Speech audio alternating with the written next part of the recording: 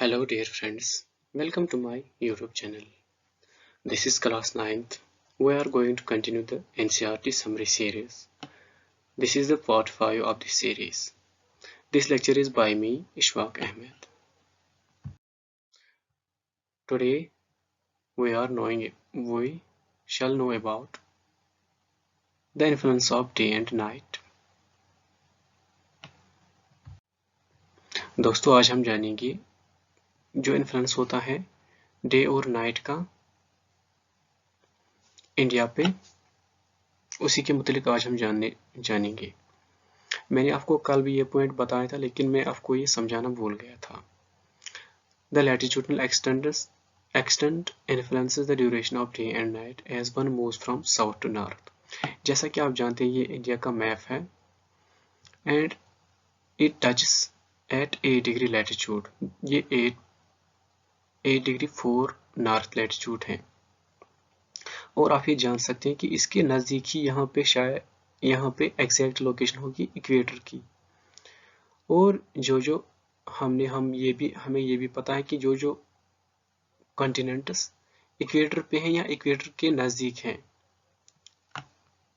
या कंट्रीज या कोई कॉन्टिनेंट इक्वेटर या इक्वेटर के नज़दीक हैं, उन पे ज़्यादा टाइम तक लाइट रहती है और उन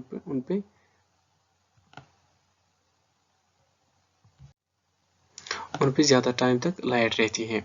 और यहाँ पर आप देख सकते हैं this is the northern point of your country, that is Jammu and Kashmir. और आप इसका लैटिट्यूडनल एक्सटेंट भी देख सकते हैं, ये 37 डिग्री 6 ईस्ट है।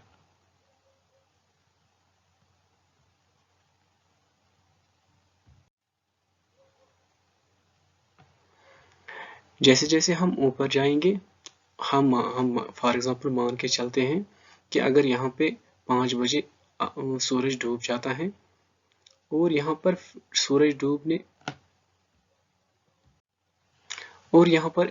जब डूब जाता है तो एकदम अंधेरा होता है। और जहाँ पर अगर हम जम्मू कश्मीर की बात करते हैं, यहाँ पर धीरे धीरे अंधेरा होता है।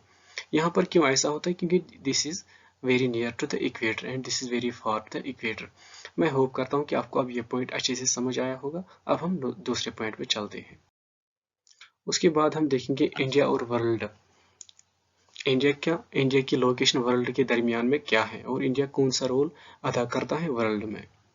Indian land mass has a central location between the east and west Asia. हम ये भी मैप पर देखेंगे, जो इंडियन लैंड मास है ये इसकी लोकेशन सेंट्रल लोकेशन है between east and west Asia, जो कि ईस्ट और वेस्ट एशिया के दरमियान में आता है। The trans Indian Ocean routes which connect the countries of Europe in waste.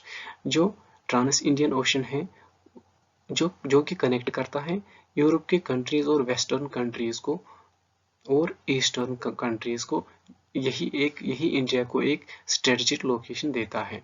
Deccan peninsula, जो कि हम अभी मैप पर देखेंगे, protrudes into the Indian Ocean, thus helping India to establish close contact with West Asia, Africa, Europe through western and eastern coasts. हम Indian ocean से भी close contact में हैं, वेस्टर्न और ईस्टर्न को यूरोप से। अब हम ये चीजें मैप पर अच्छे से समझेंगे। India's eminent position in the Indian Ocean which justifies the naming of an ocean after it।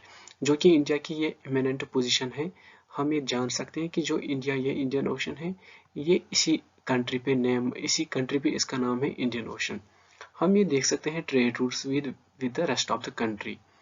ये देख सकते हैं हम, ये जो डॉटेड लाइन है ये सी रूट्स हैं और ये जो रेड कलर से लाइन दिखाई गई है these are the air roots.